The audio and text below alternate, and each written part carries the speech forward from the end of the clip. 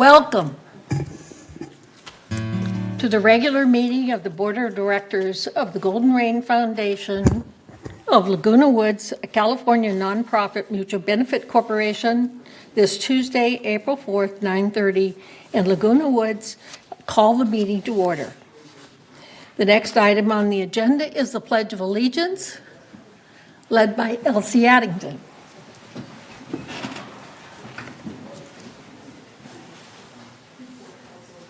Ready? Begin. I pledge allegiance to the flag of the United States of America and to the republic for which it stands, one nation, under God, indivisible, with liberty and justice for all.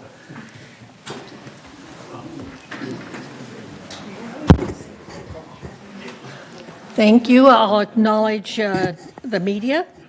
And the next item of business is the approval of the agenda. Are there any changes in the agenda?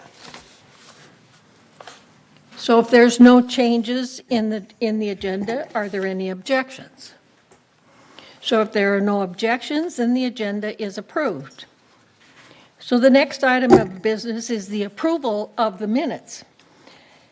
March 7, 2023, GRF Board Regular Open Meeting. Are there any corrections? Are there any objections? So if there are no objections, the minutes of March 7, 2023, GRF Board Regular Open Meeting is approved. The next item is the approval of the minutes for March 16, 2023, GRF Board Agenda Prep Meeting. Are there any corrections? So if there are no corrections, are there any objections? If there are no objections, the March 16th, 2023 GRF Board Agenda Meeting minutes are approved. So the next item is the report of the chair. I have no report today, but I will ask everybody to be on their best behavior because I know a lot of people want to speak and we want to hear you and we'll be able to respond to you. Thank you. So the next item is the CEO report. Siobhan Foster. Thank you, Honorable President, members of the board. This morning, I would like to focus on the 2024 budget process. With the budget process kicking off as it did last week, I want to talk a little bit about the budget schedule and to begin identifying ways residents can help reduce costs. On the screen before you are the GRF key dates for its budget.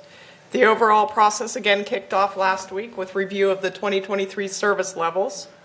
The next milestone will be the review of the proposed capital budget on Tuesday, May 23rd at 1:30 p.m. here in the boardroom. As staff works to identify cost savings for the 2024 budget, which is our primary focus this year, of course, we want to begin identifying ways residents can also help reduce costs. The first example is to opt out of paper mailings. As you are aware, there are mandated November and April mailings. These cost approximately $7.50 per manner. If 12,000 members were to opt out of paper mailings, this would equate to about $90,000 in annual savings. You might ask, how does one opt out of paper mailings? In accordance with the California Civil Code, sections 4040 and 4041, all members will receive a document via first-class mail, giving them the option to receive notices via email. Please be on the lookout for this later this spring. Another cost savings option is to use Dwelling Live instead of calling to have your guests gain access to the community. A phone call for guest clearance at the gates costs approximately $1.60 per call. In 2022, residents placed more than 225,000 calls for gate clearance rather than using the Dwelling Live system. Reducing the number of calls by 75% would save approximately $270,000 annually. And I'm pleased to announce with Debbie Dotson here in the audience, or at the dais, excuse me, the PC Club will begin conducting monthly training classes at the Community Center and the PC Education Center later this month.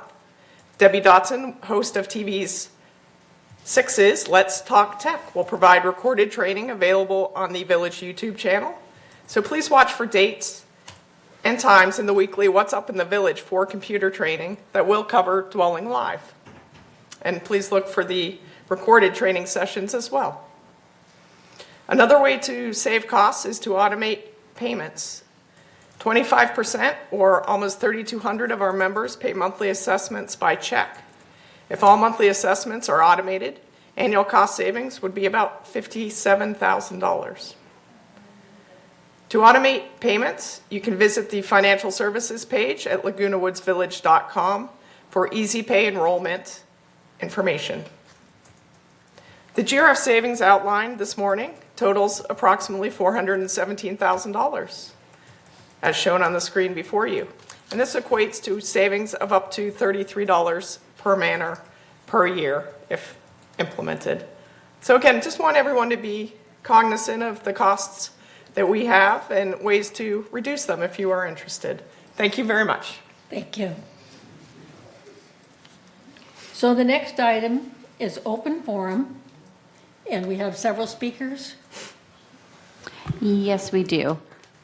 Okay, so we will need to limit the time to 2 minutes each, and then as we understand that after 30 minutes, there'll be no more speakers. So at this time, members only may address the Board of Directors regarding items on the agenda and within the jurisdiction of this Board of Directors. The board reserves the right to limit the total amount of time allotted for the open forum to 30 minutes. A member may speak only once during the forum. Speakers may not give their time to other people. No audio or video recording by attendees, and no rude or threatening comments.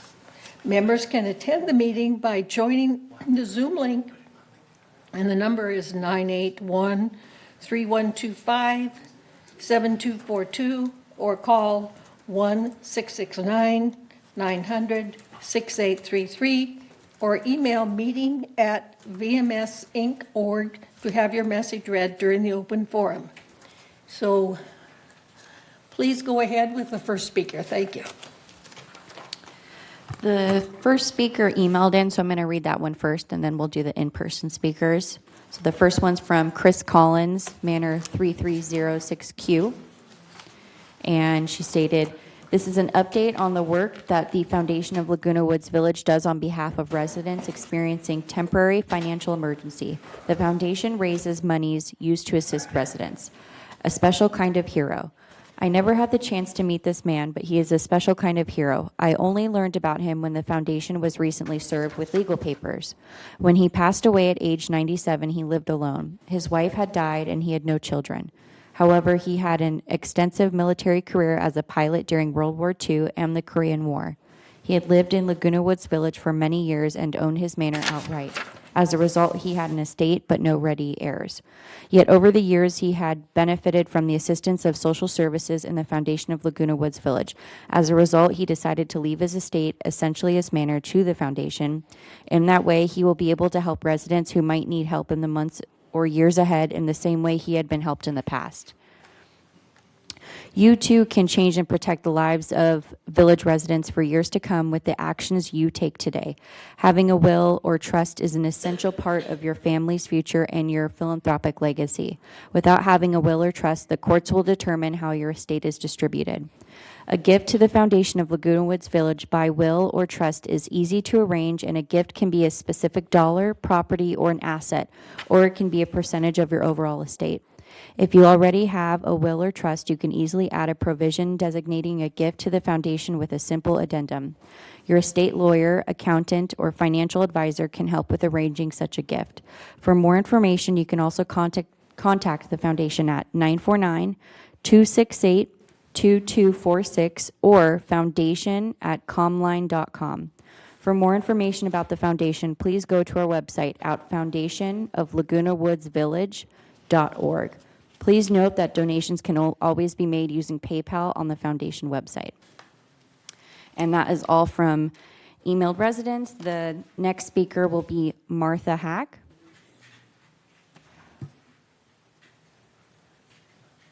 Good morning. Again, my name is Martha Hack. I am the president of the Reformed Temple of Laguna Woods. I come here to speak in regards to the increased room rates. I understand that CAC is having a meeting on the 13th, of which we will be present.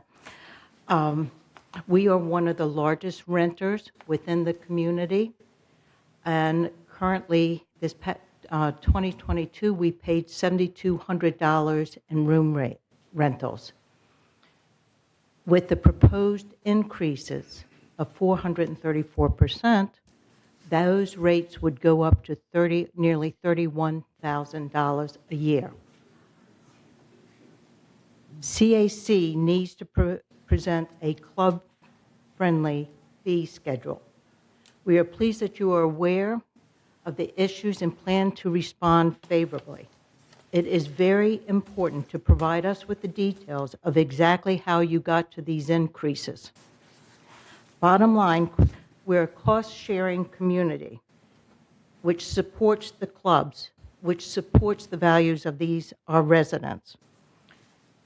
And this use of the clubhouse space needs to be a first priority. The clubhouse fees need to be reasonable. It is not reasonable when you ask for a 400% increase in rates. I want to thank you for listening to us and considering our request. Thank you. Okay. Can I ask the audience not to clap? I know you appreciate it, but it does disrupt the meeting, and we want to move along as quickly as it can, but thank you. So the next speaker? Next speaker is Kathy Kissel.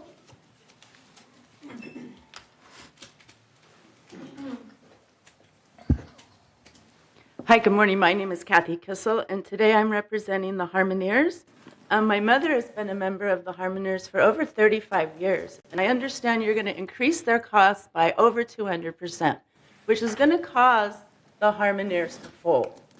Now, the Harmoniers provide scholarships for local college students, UCI students. They perform all over the woods. My mother's now 96. If she has to quit singing, that is going to hurt the longevity of her life, in my opinion. 200% is just unbelievable. One of the reasons they advertise, the local realtors advertise, is the clubs to bring residents into Laguna Woods. I've had great aunts live here since 1968. My great uncle started the delivery service of the Globe. Our family has been in Laguna Woods for many, many years, and the service provided of late have not been provided. So I hope you can find an alternative to raising their fees by this amount of money. Also, I just want to cover, you're talking about saving costs. Your water waste is unbelievable. You talk about car washing, but I don't see managers out there supervising.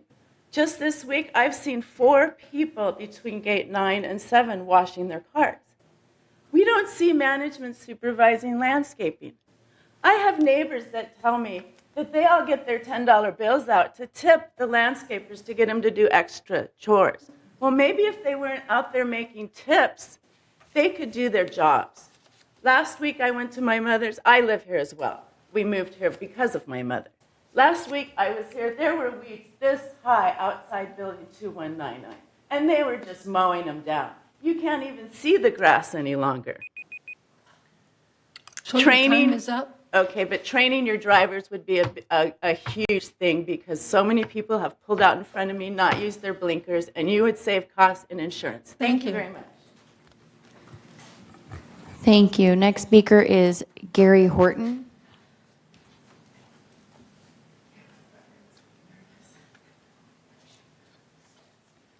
Good morning. I've never spoken before, but anyhow, I represent the Harmoniers also, and you're going to be putting us out of business.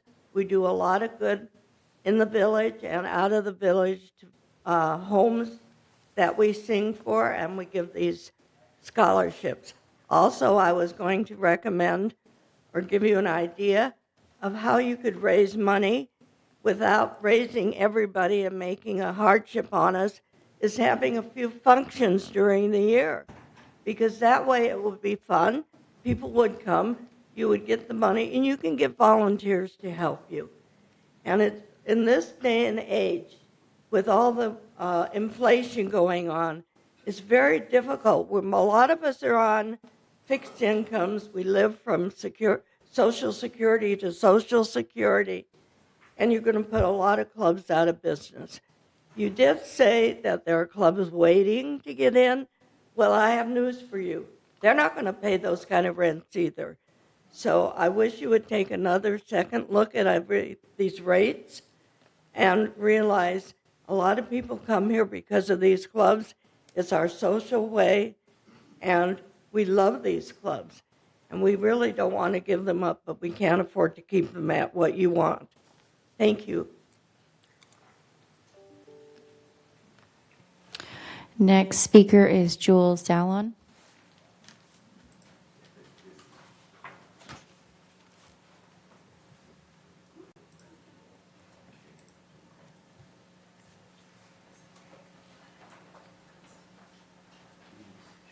Good morning, Jules Zalon, 3124A Via Serena.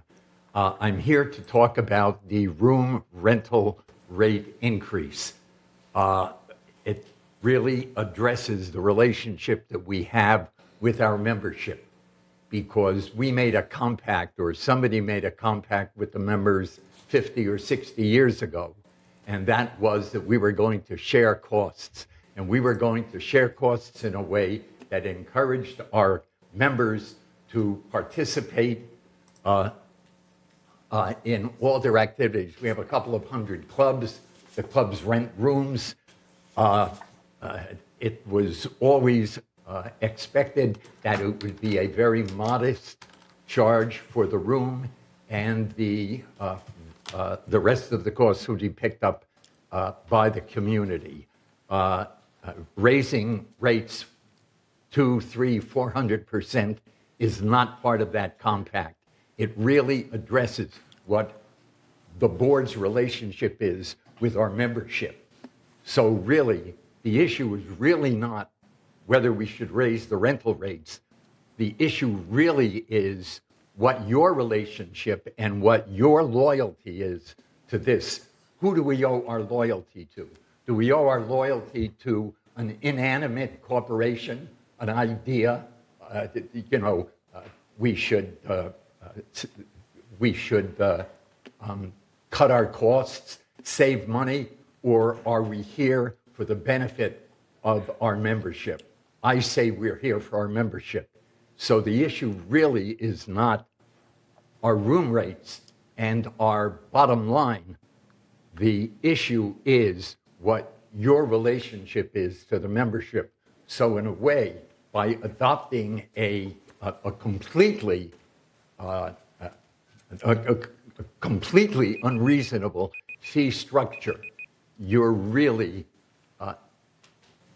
you're violating your So, oath to the group. Jules, Yeah. can you wrap it up because your 2 minutes is up, please?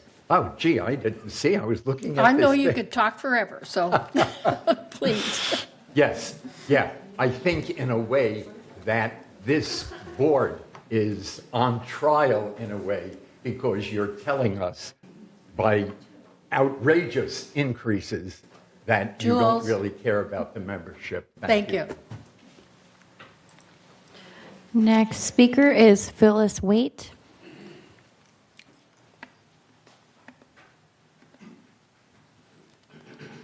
Hi, I'm Phyllis Waite. I'm here because of the increase in the room rates as well. And one of the reasons I moved here and decided to retire here was because of the socialization that I believed at that point would be part of a successful growing old gracefully. And I think that is absolutely true. And I know that one of the things that really attracts people here are the clubs. Increasing the rates, unacceptable on any level, beyond what was done recently. In the last couple of years, they went up appreciably, and yes, they did. Yes, they did. Yes, they did.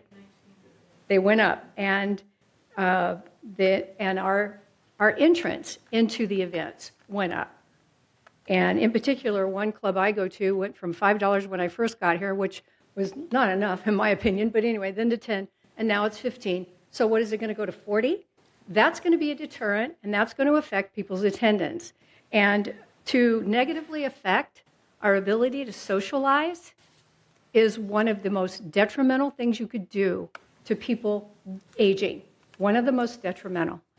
And so I beg you, please don't even consider messing with the clubs.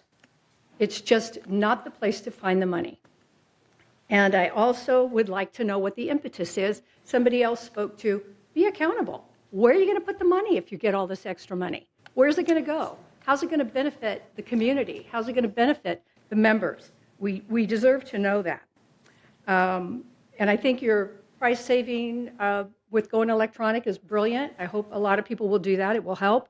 And I also champion the saving the water. I've witnessed exactly what the gal that spoke before me witnessed. There's a lot of waste. We need to stop the waste. And if the gardeners wouldn't destroy things as they go through, when they trimmed our trees, there were literally 4 areas where they had to come out, fix a pipe, fix a light, fix things that they destroyed. So anyway, that's not wasting would be a great place to start, but don't mess with the clubs. Thank you. Next speaker is Joyce Nanchi.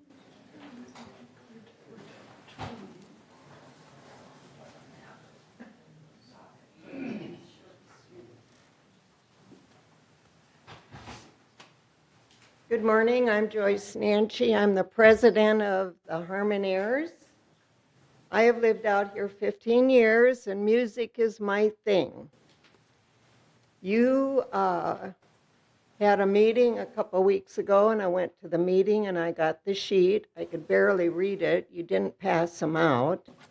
I had to have someone try and figure out what the new increases were going to be.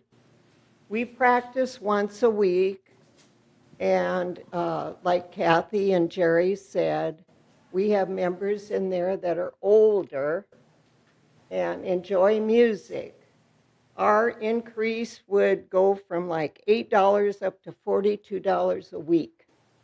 And we're a small group, and if you're going to do that to us, we will not be able to practice out here. We will not be able to give our, help our students. We will have to fold. So this is not acceptable. So please think about the small groups. I think it sounds like you're trying to get rid of the small clubs because we don't have the big membership like the big clubs. And please consider what I'm saying. We need music. Music makes us happy. So please don't do that to us. Thank you. Thank you. No clapping. Thank you, Jules. Final speaker is Barry Zolli.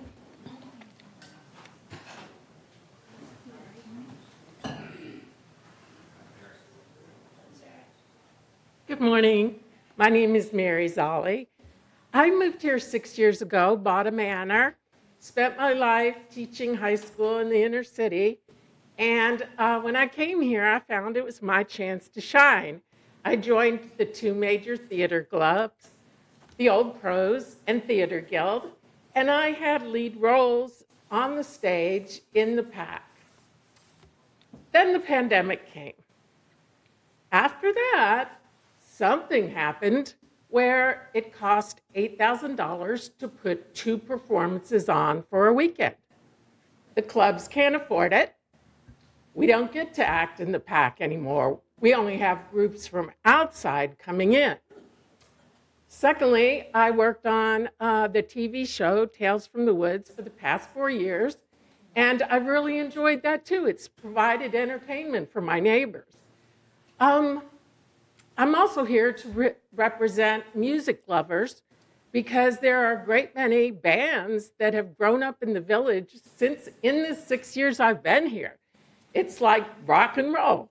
We get to go out, wiggle around, exercise, sing together, be happy. And this is an oasis here of loveliness and paradise. And I just want to see that preserved. Thank you. That is all for open forum. Thank you. Jim, would you like to respond? Oh, sure. Thank you. Thank you, President Carpenter.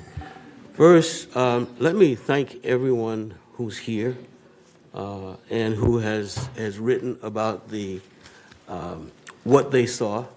And I don't want to call it a proposal just yet because you'll hear what I'm about to say. I want to also thank President Carpenter for shouldering, and the board for shouldering a lot of the pushback on this, because really this was initiated a while back, not this fee increase, but it was initiated by myself when I said, look, the fee structure for everything here has not been systemized or processed. It's all been done at a committee level, and finance has been almost after the fact. How much revenue does it generate? So as it would turn out, when we started the process, the first fees that were up for possible change happened to be the fees, room rental fees.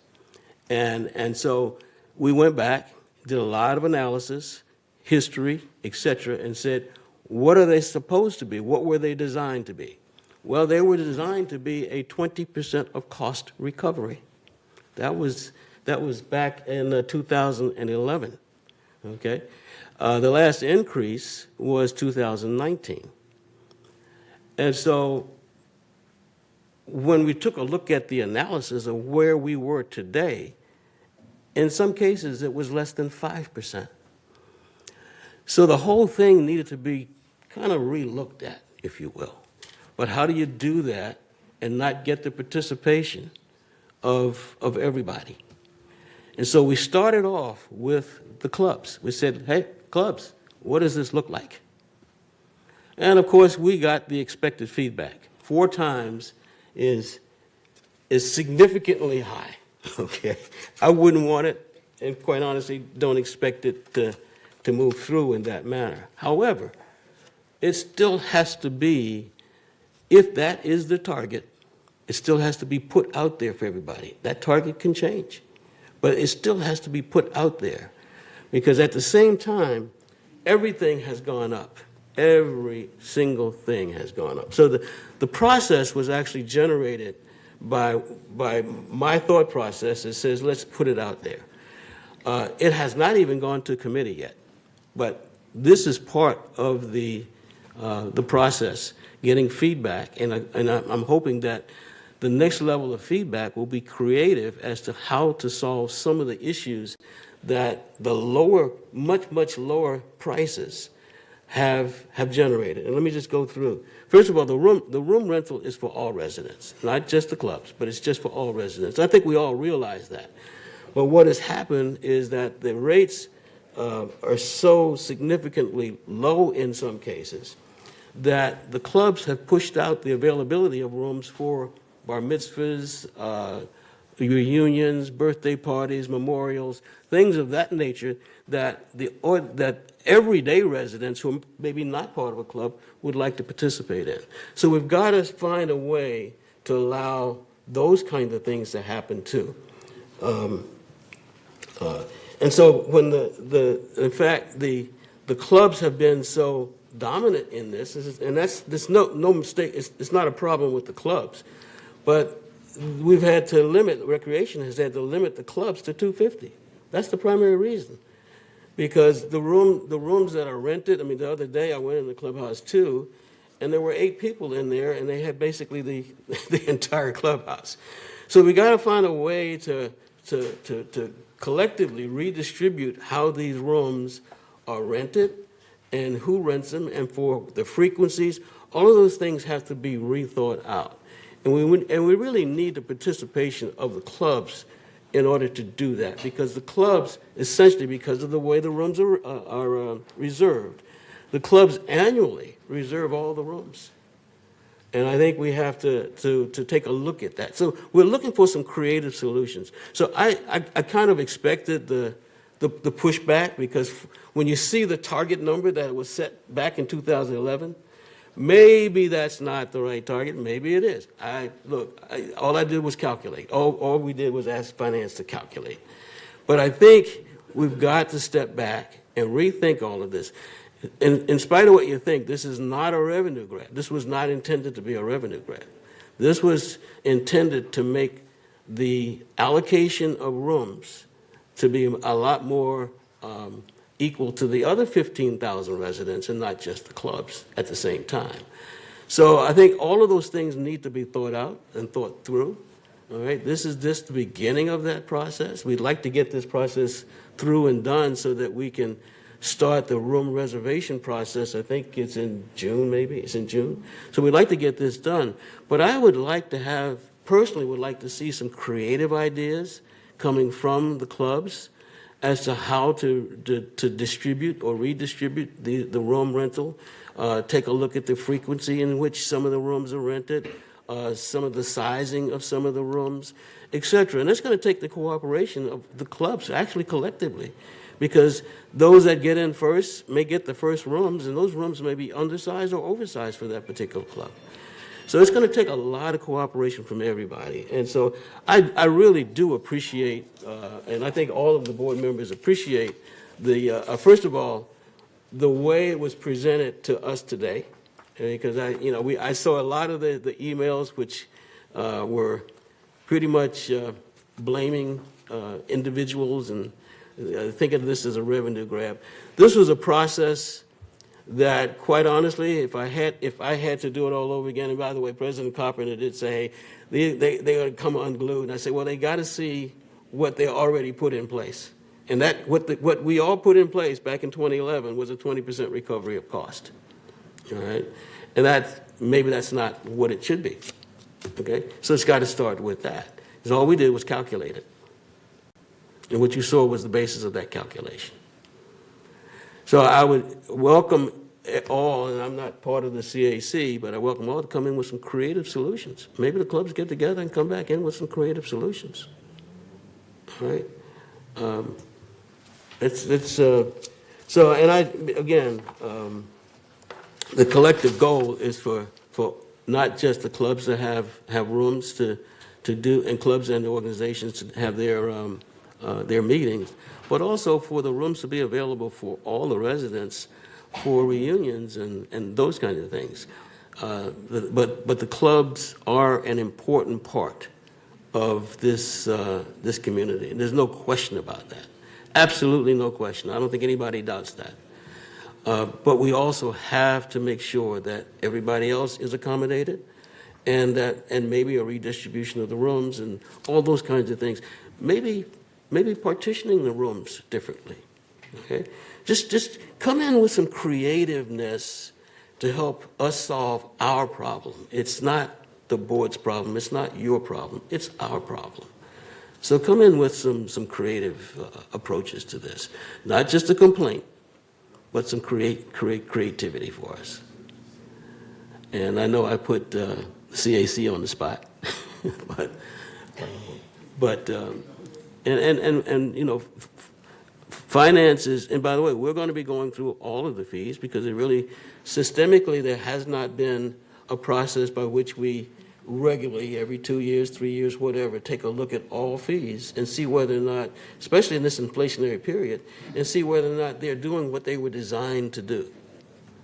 And that's just, that's just part of governing, quite honestly. It's not a pleasant part, but it is a part of it. And so what the users don't pay, the rest of the residents pay, and that's part of shared cost. The question is, what's the target? So thank you for allowing me to respond to this, President Carpenter, and I appreciate it. Thank you.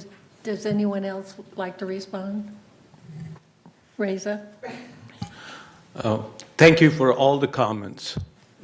Everybody raised questions in challenging what we're doing, and those are all legitimate.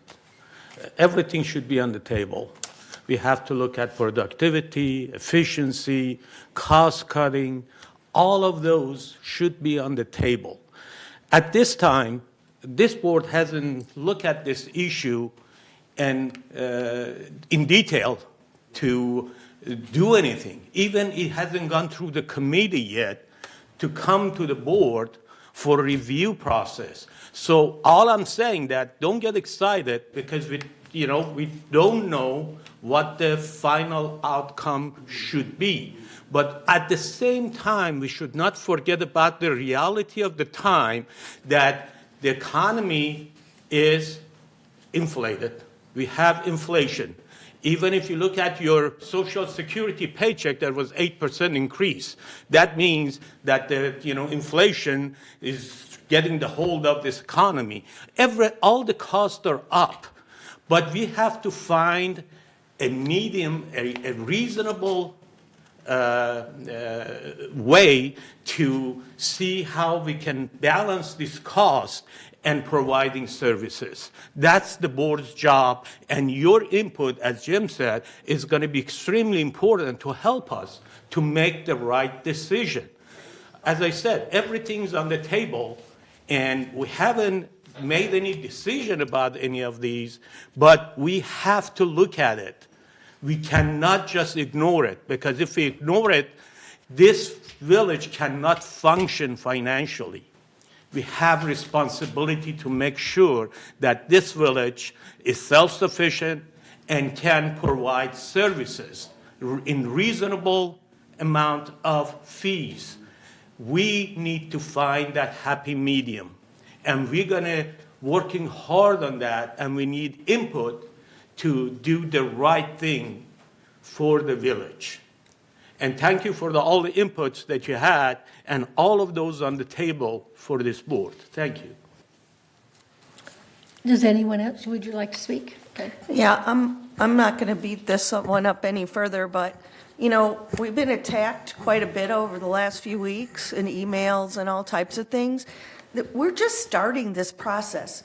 The very first thing that the CAC did was meet with the club presidents to propose this. We didn't say, people came up here today and said, oh, you decided. We are far from a decision on this. So give us a chance. Stop beating us up every time you come in here. We're residents, we pay just like you do. And, I appreciate that. I appreciate every club that's here. And whether you participate or not. And to the person who said, well, clubs are raising their fees, that doesn't have anything to do with us. That has to do with your clubs. And because their fees didn't get raised yet.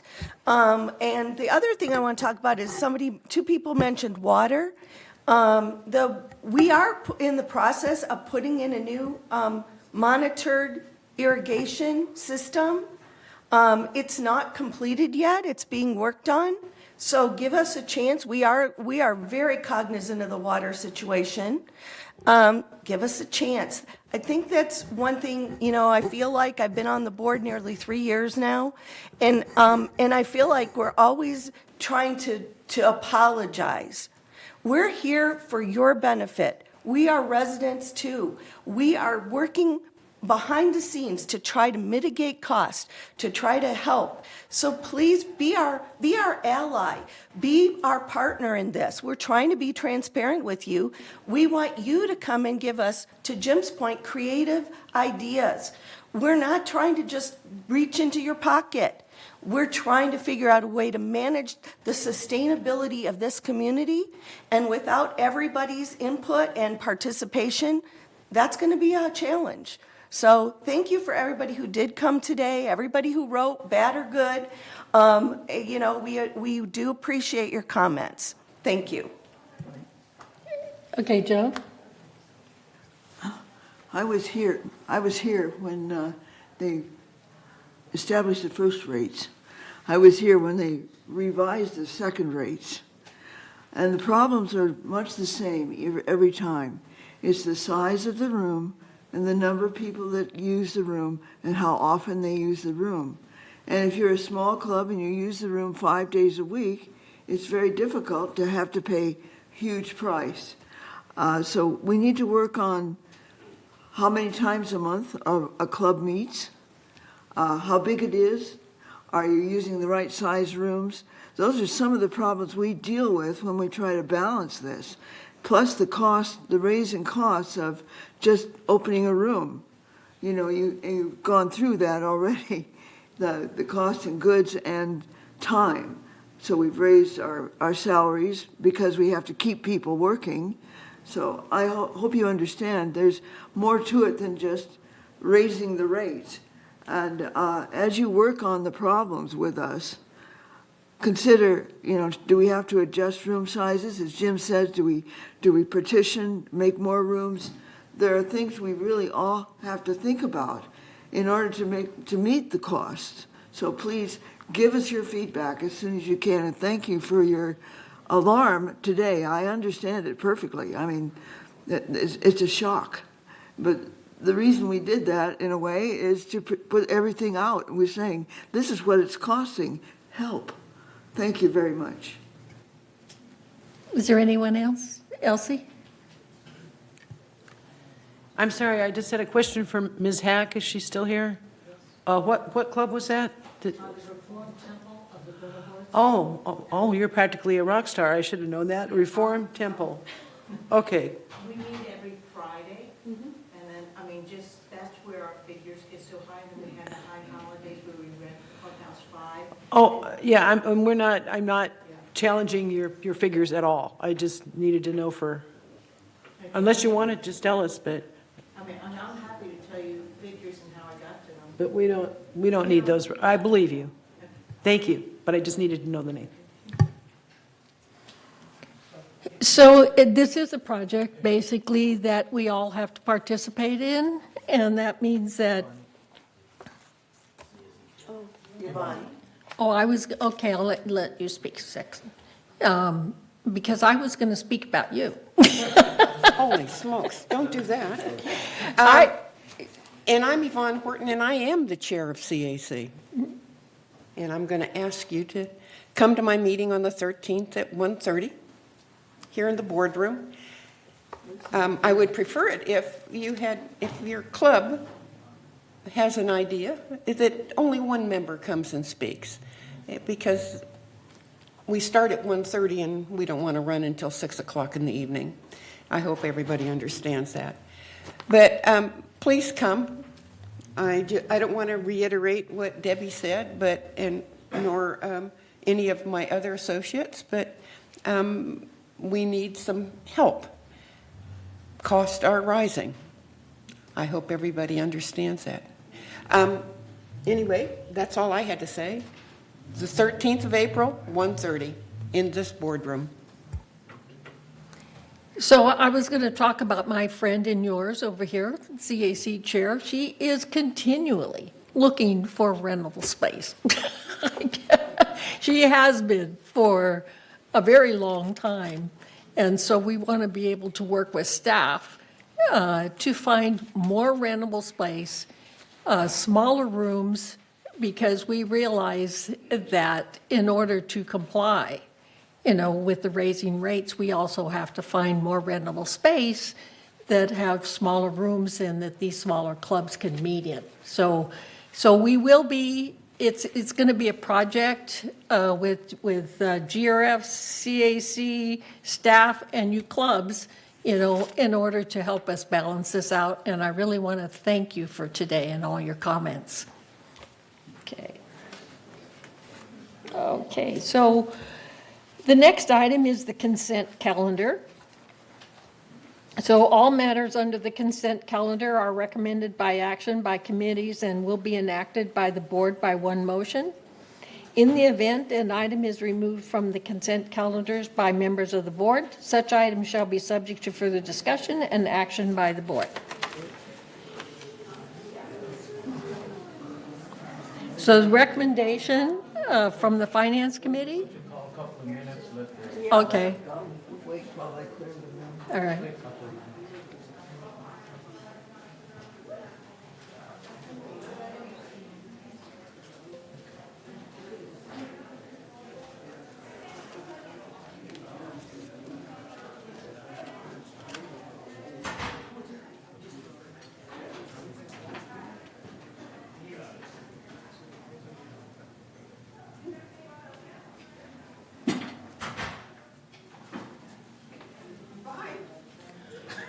Okay.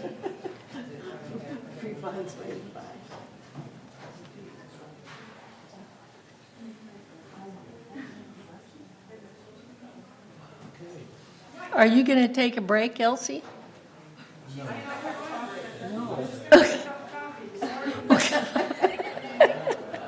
That's okay if you want to get a cup of coffee.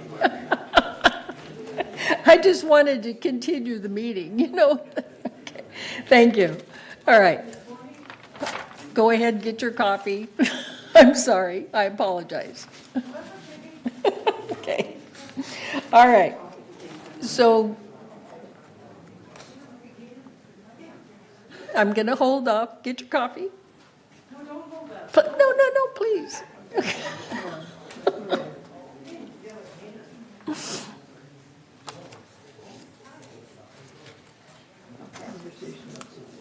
Yeah.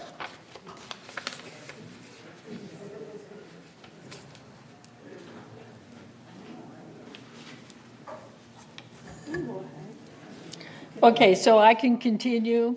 Basically, the item is a recommendation from the Finance Committee, consistent with its statutory obligations and subcommittee of the board, consisting of the treasurer and at least one other board member, reviewed and approved the preliminary Golden Rain Foundation financials for the month of February 2023. By this vote, ratify that such review be confirmed in this month's board member open session meeting minutes. And B is Laguna Hills Memorial Day Half Marathon 5K and 10K. So we have a resolution. Joan, please read the resolution.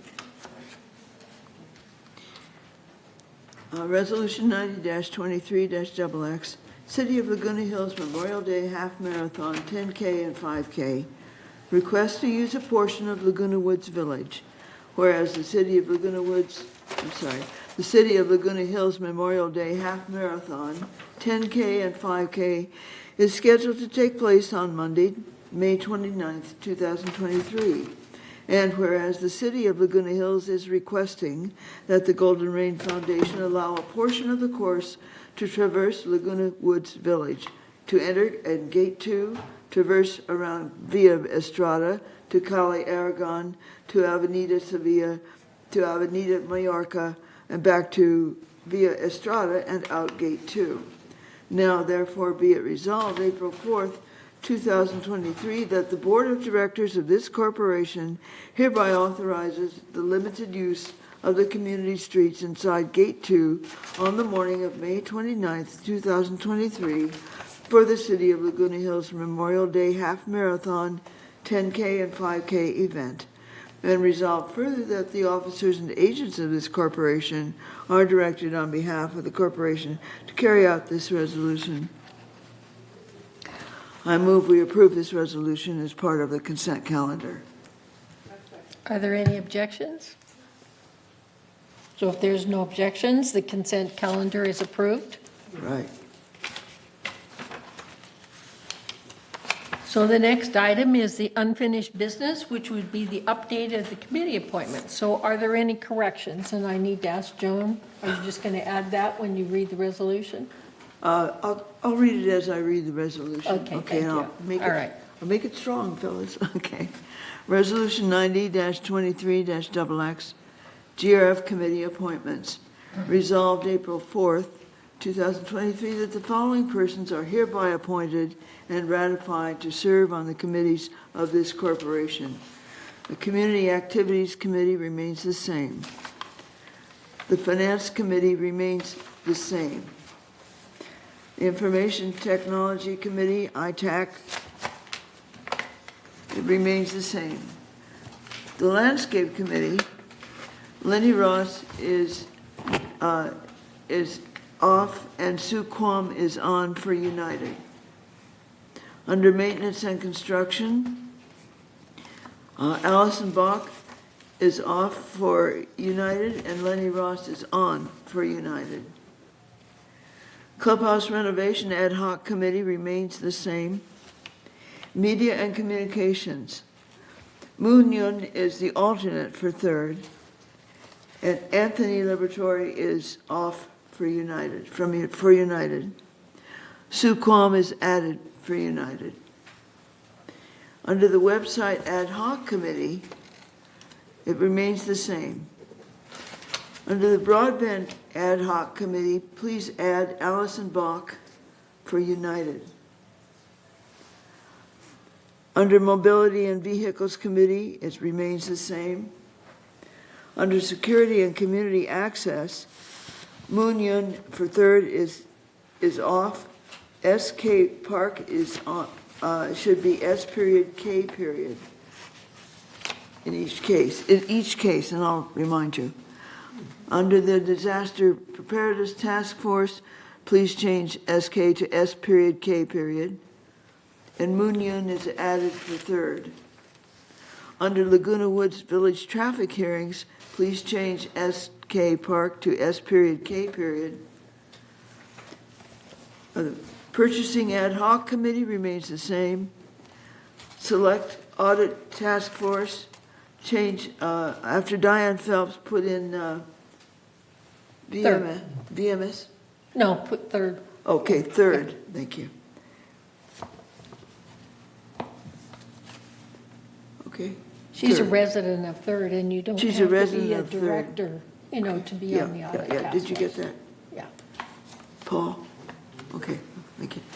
The compliance. Diane Phelps. Compliance Ad Hoc Committee remains the same. The correspondence, LC Addington, remains the same. El Toro Water District reporter is Juanita Skillman. Resolved further that Resolution 9013-12 adopted March 7th, 2023 is hereby superseded and canceled. And resolved further that the officers and agents of this corporation are hereby authorized on behalf of the corporation to carry out this resolution. I move we approve this resolution. Need a second. Are there any objections to the corrected committee appointments? So if there's no objections to the committee appointments, the corrected committee appointments is approved. So thank you. So the next item is new business. And we would like to entertain a motion to approve the donation of the lathe machine for Clubhouse 4 wood shop, and which has been reviewed by CAC and is recommended to approve. So do I hear a motion? Resolution 90-23-XXX, donation of lathe machine for Clubhouse 4 wood shop. This agreement entered into this 4th day of April 2023 is by and between the Golden Rain Foundation, GRF, a California nonprofit mutual benefit corporation, and the donor, who donated a used lathe machine for Clubhouse 4 wood shop. Whereas GRF and donor recognize the importance of community facilities and amenities, and whereas GRF and donor acknowledge the benefit of donations when they have a purpose consistent with GRF goals and are in the best interest of Laguna Woods Village. And whereas the donor has offered to donate a used lathe machine for Clubhouse 4 wood shop, and whereas the Recreation and Special Events Department Director or Financial Services Director reviewed and affirmed the proposed donation meets the criteria for acceptance contained in the GRF donation policy, which is meet a true need of the facility, not interfere with the intended current or future use of the facility, and not require the relocation of other equipment or infrastructure to accommodate the donation. Now therefore be it resolved, April 4th, 2023, that GRF and donor, in accordance with the described conditions and obligations hereinafter set forth and agree as follows. And should be out. Section 1, the donation known as a used lathe machine for Clubhouse 4 wood shop described below is donated in its entirety to GRF, hereafter owned by GRF and managed on behalf of the residents of Laguna Woods Village by Village Management Services, Inc. Section 2, the donation description is a used lathe machine and workbench. The space of the facility is Clubhouse 4, The location is Clubhouse 4 Workshop. Section 3, the amount of the donation. The item cost is $1,500. Installation cost, nothing. Maintenance cost, about $20. The total estimated donation is $1,520. Section 4, GRF reserves the right to move or remove and to retire the donation following cessation of the 5-year period. The term shall commence upon the date entered into and indicated above. Section 5, GRF will not replace the donation or community space improvement if it is stolen, vandalized, worn out, irreparably damaged, destroyed, or expires. Section 6, installation and maintenance. GRF shall be responsible for installation and maintenance of the item, including any reasonable repairs. Section 7, term. The term of this agreement is a minimum of 5 years or beyond if applicable. And resolved further that the officers and agents of this corporation are hereby authorized to carry out this resolution as written. I move we approve this resolution. Do you have a Debbie, second? second. Are there any objections? Is there any discussion? I should say that first. No discussion, no objections. Then the motion to approve the donation of the lathe machine and Clubhouse 4 is approved. Thank you. So the next item is to entertain a motion to approve equestrian service fees. And Allison is here. Do you want to speak to that? I was very excited to see these new services being added to the Equestrian Center. Thank you, President Carter and directors. Yes, there is a need for these services. The equestrian boarders continually request additional services that have not been established, and the proposed care services will expand staff's ability to assist boarders with the care and training of their horses, produce significant revenue, and provide upscale offerings, keeping the barn full. The added offerings also include services for lesson clients, creating showing and clinic opportunities with support from staff. And the recommended pricing for care services is based on comparisons with local hunter jumper lesson programs and full-service care facilities with similar programs and accounts for staff time. And the $1 a day care services are based on analysis of the cost for staff to complete these services. In most cases, services are discounted heavily from market rate in consideration of HOA contributions. So you'll see that we already have services established with fees, and we just want to add to that because we are getting so many requests for it. Okay, thank you. Thank you.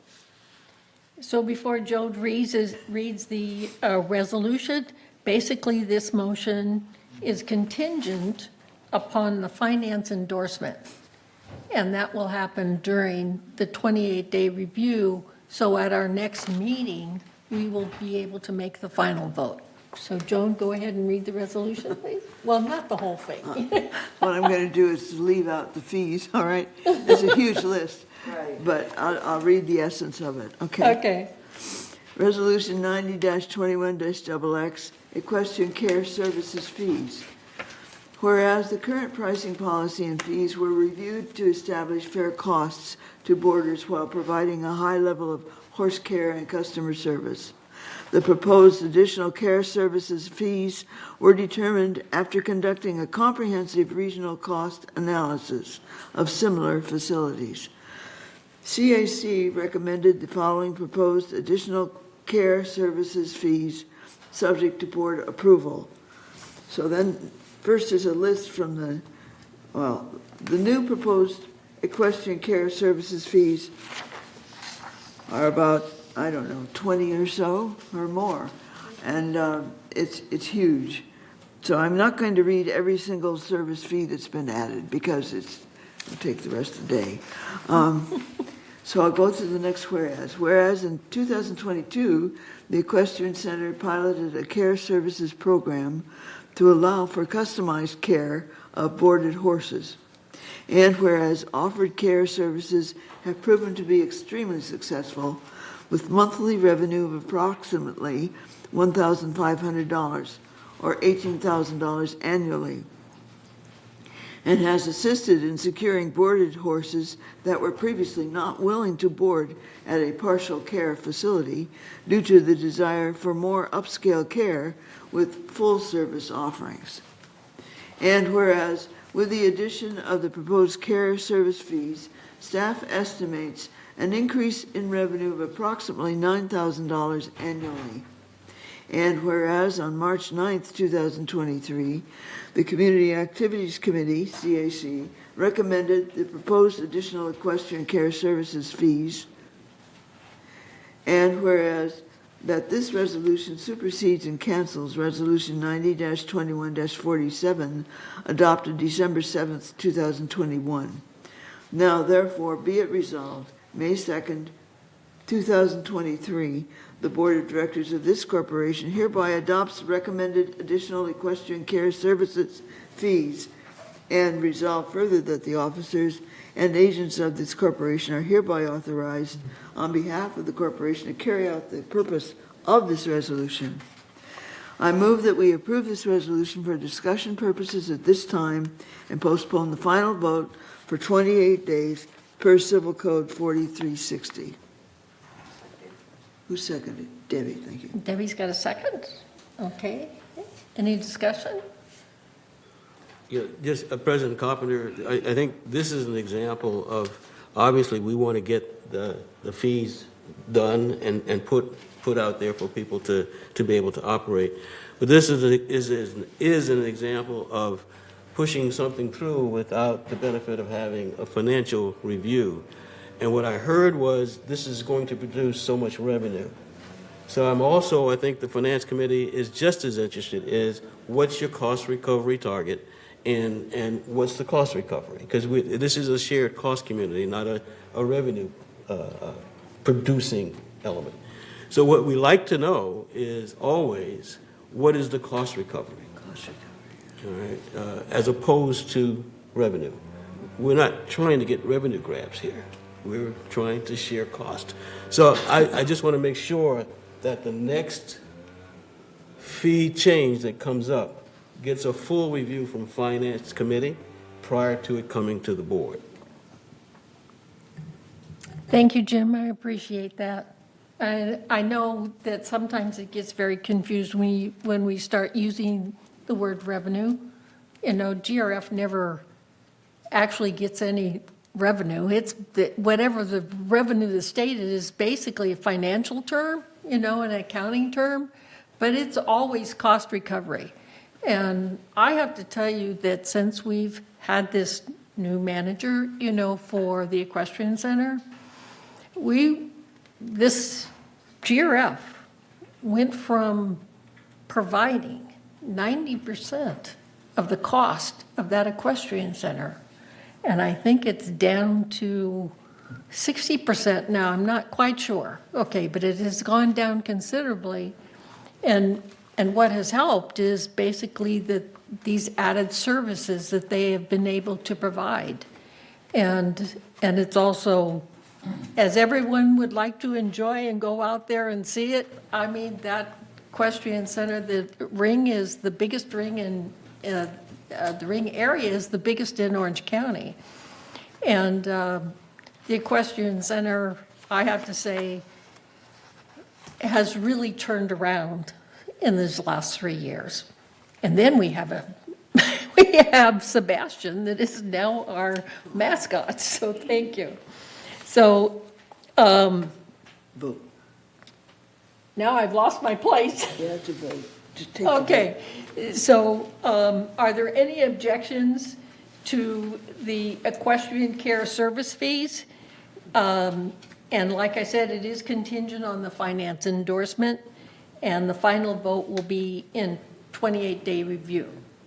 So if there's no objections, then the equestrian fees proposal is approved. So the next item is, do we want to take a break?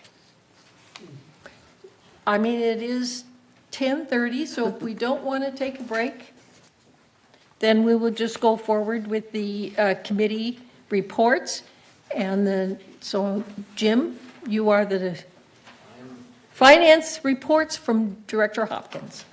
Okay, I think I've had enough to say for today, but I guess I have to keep on.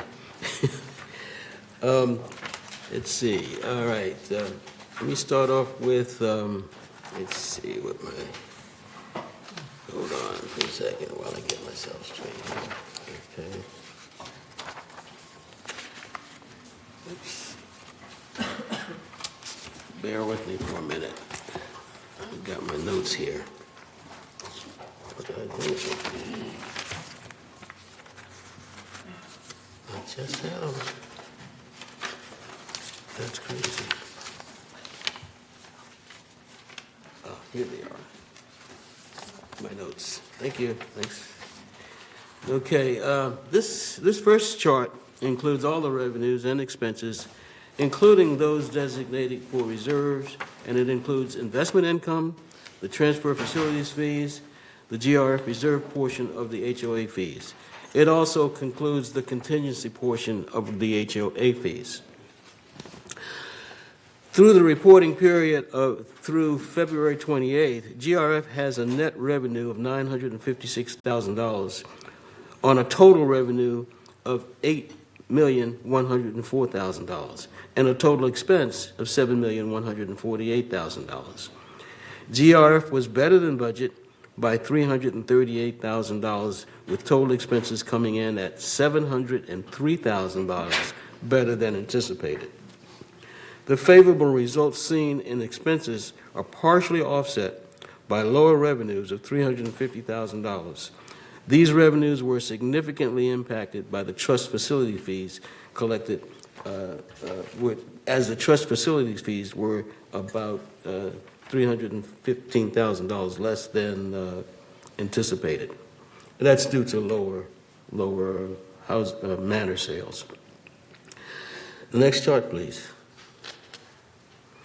This next chart displays the operating fund, and this is where we take a look at those that most affect the HOA fees. It includes the non-operating revenues. It excludes the non-operating revenues and expenses, as well as depreciation. This report shows a favorable variance of $752,000 through the reporting period, with expenses better than budget by $1,032,000. This is offset by revenue being worse than budget by $280,000. I just want to make sure that everybody else also understands we're early in the year, and timing of some things in terms and compared to budget, the timing of the entries and the expenses coming in many times will be off from what the plan was. So let's not get too excited about $1 million variance, $1 million plus variance at 2 months in. That doesn't mean we'll have $6 million at the end of the year. Okay. Next slide, please. Now, this slide reflects the current market value of the GRF Reserve's discretionary investment portfolio. And it compares the original market value at the time of inception. The February 23 market value of the GRF portfolio is $18,209,000. And that compared to a value at inception of $19,031,000. The year-to-date market value remained unchanged and is approximately $822,000 less than inception. And just a word, this reflects February. March showed a $310,000 increase in the portfolio. And so at this, we've had a lot of discussions on the portfolio and mark-to-market and all the technical terms.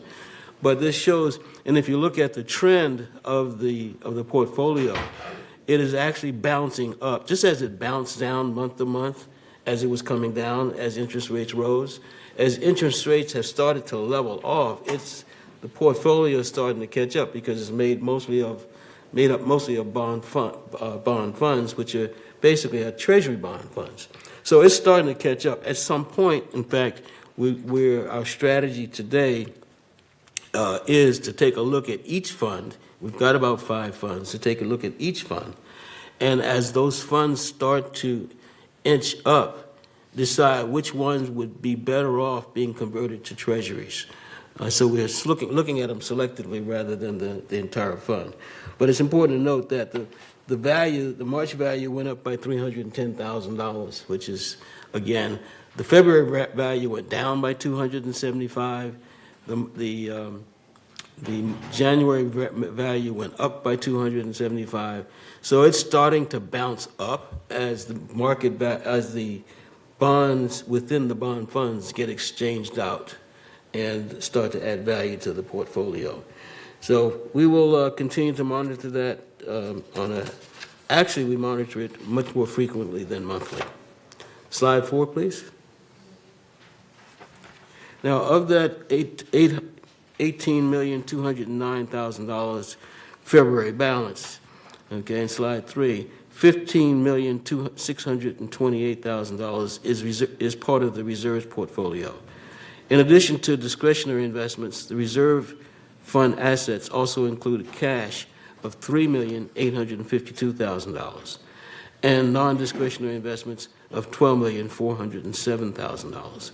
Payables and other items make the result $31,699,000. Now, back to the operating fund, which has a more significant impact on our HOA assessments. This slide shows that the most significant operating variances by category, and with the green bars representing favorable variances and the orange bars representing unfavorable variances. As we note, employee compensation and the related expenses were positive variance by $416,000. And that's primarily due to, in general services with bus drivers, janitorial positions, auto technicians, vacancies and securities, and other vacancies around, including maintenance and construction. So if you look at I think the VMS reports, and I think there's a lot of vacancies. We've got tremendous challenges in backfilling positions at this time. Okay. Looking at the next is materials and supplies, and that's positive by $360,000, and that's due to accrued expenses for 2022 for inventory items.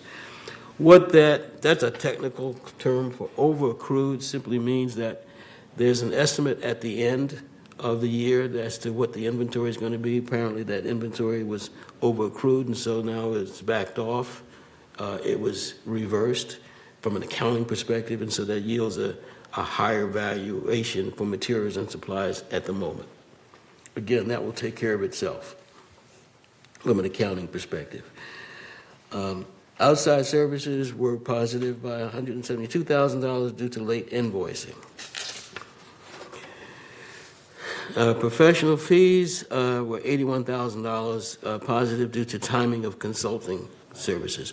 Again, you see a lot of timing and accounting issues here, and that happens early in the year and does not reflect the ongoing expenses. The only thing that's not impacted there by timing is actually employee compensation. Okay, on the unfavorable variances, we take a look at broadband services, which are $144,000 lower than expected due to lower high-speed internet revenue than budgeted. And then next is the net allocation to the mutuals, which again is an internal allocation. It's an accounting entry reflecting the net balance between the mutuals and GRF.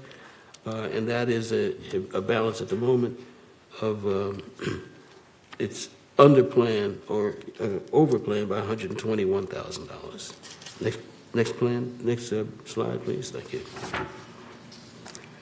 This chart shows, as usual, our largest operating expense is compensation, and that's followed by cable and programming expense. Of the $6 million excluding depreciation, these two categories account for 78% of the operating expense. Utilities and fuel, insurance, professional and legal, and repairs and maintenance make up the remaining 22%. If you consider that cable and programming are generally offset by broadband revenue, The compensation accounts for 75% of the net expense, while insurance, utilities, and outside services account for the remaining 25%. Next chart, please. Did I miss something? Yeah, that. Next chart, please. Thank you. The reserve and restricted funds adjusted balance is shown here. Starting with the first column on the left, the reserve funds have a combined ending balance of $36.2 million. The restricted fund balances has an ending balance of $4 million. Including in this total are the contributions received this year through assessments, trust fund facilities, and investment earnings. The second column shows the work in process of $4.5 million for reserve and $121,000 for restricted. And that reflects amounts paid for projects that are not yet completed. Just to note, we're starting to inch up on the work in process.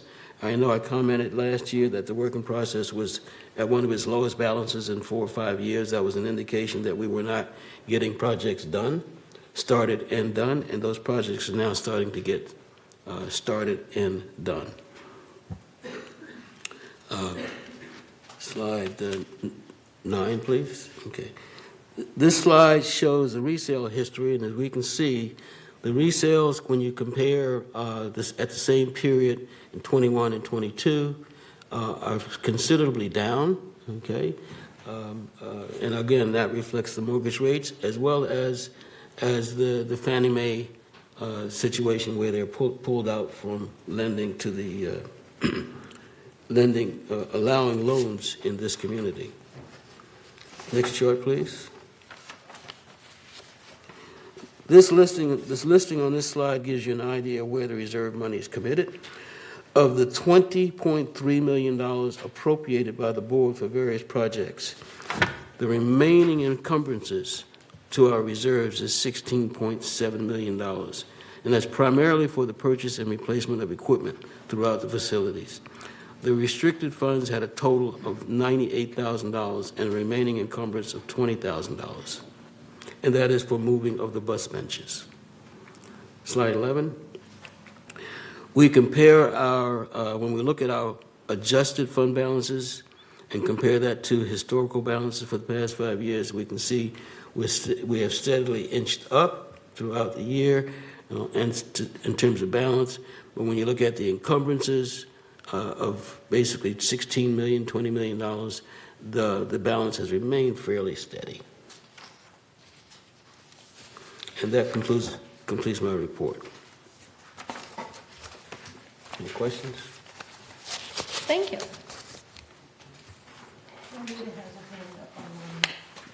Okay, Juanita, you have a question? I have a comment to make. The facilities fund is based on the number of units sold. And sometimes when we look at these figures, it looks like, gosh, nobody's buying. We're not selling here, and we're not getting new people in, et cetera, et cetera. And that's not the case. If you look at the multiple listing there, we have less than 85 units in all of Laguna Woods Village. That's condos and co-ops that are on the market. We just don't have people selling. People are holding on to their units. So once they get on the market, and again, if you look at your Globe, there are a couple of the real estate agents that publish this every week. They show how many were put on each week, how many were sold each week, how many are in escrow, and that number grows and grows. If they're on the market, they're selling. So I think it's kind of misleading when we look and see, oh gosh, our sales are so far down. They're not. Our inventory is down. Thank you. Reza? Yeah, I have on page 104 for the finance committee meeting. I think there is an error. It says other present, United, Lenny Ross, and Reza Karimi. I think there is a oops in there. There's a oops. I just want to make sure that it's corrected. Oh, okay. It's page 104. where it says- 104 on agenda item 14A2? Yeah. Oh, okay. Oh. Okay, we don't want you there. Okay, Which one? thank you. Page 104, and where it says other present, under United, it You mean the says finance Lenny Ross committee? and Reza Karim. You mean finance committee? Yes. The Oh, okay. Finance Committee meeting report, page 104. Yeah, I got the 104 part. Oh, there's Razor Committee, and Yeah. you weren't there? Under United? No. Oh. I'm looking at the Golden Rain. Yeah, I accept their offer, but I No, I'm looking at the Golden Rain. I'm sorry. Yeah. Well, yeah, but you were at the Golden Rain Foundation. Yes, but not at the There Ernie are United. people on, and if you're gonna talk, they want you to put your mic on. That's Yeah, it's all right. It's really not that important. To be corrected. Sorry. Thank you. Okay, President do we Carpenter. get that corrected? Yeah. Okay, so the next item is the report on the activity committee. Director Horton? And, Yeah, just, okay, Jim? Just one question. There seems to be a member in the community that, oh, okay. Oh, He just okay. couldn't hear. Okay. Yeah, he wanted us to put on our mics when we talk, Okay, thank you. All right, which is important. We should. yes. All right, Yvonne, you're next. Thank you. My mic is on.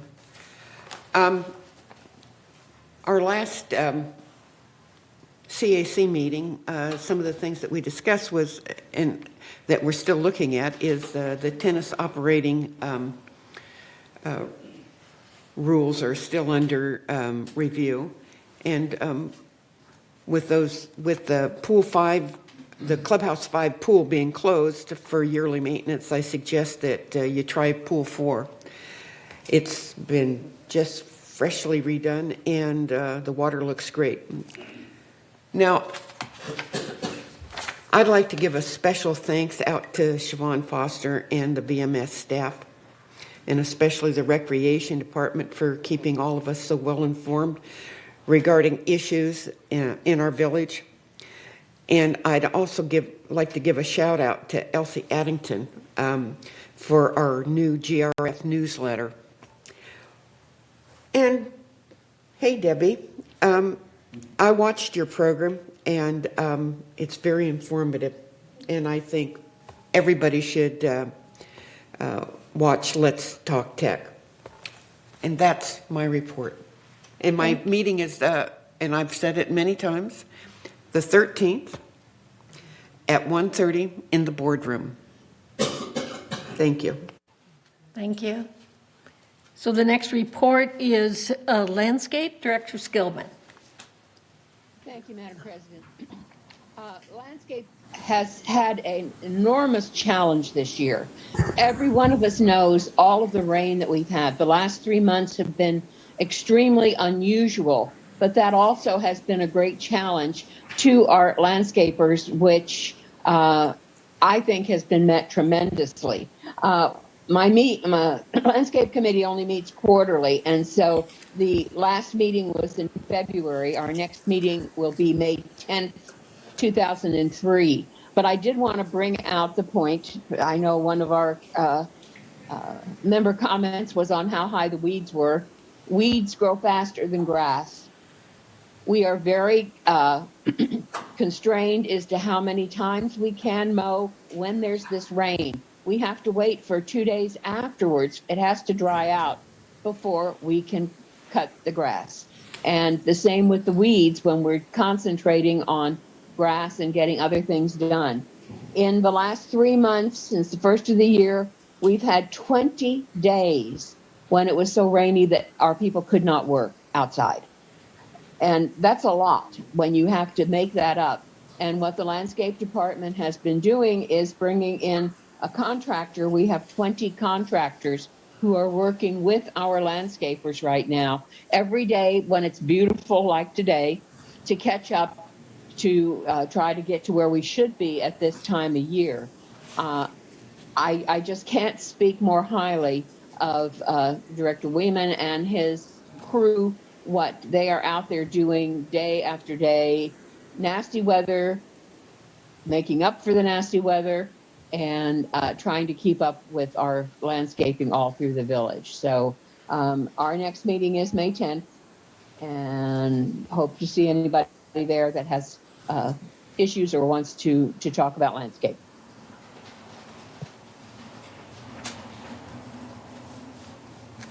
Thank you.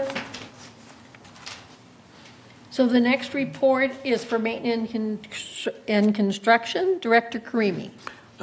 Thank you, Madam President. We didn't have any meeting. Our next meeting is April 12.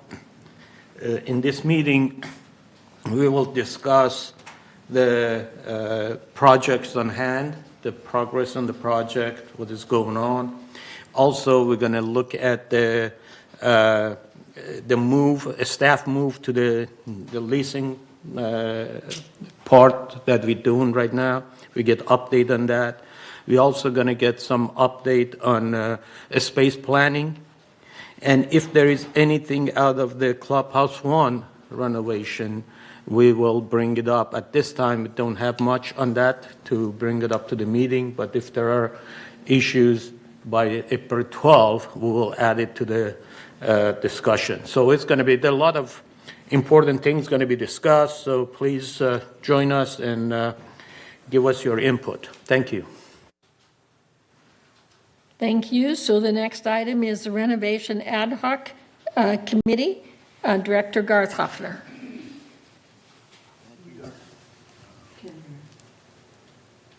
He's not talking yet.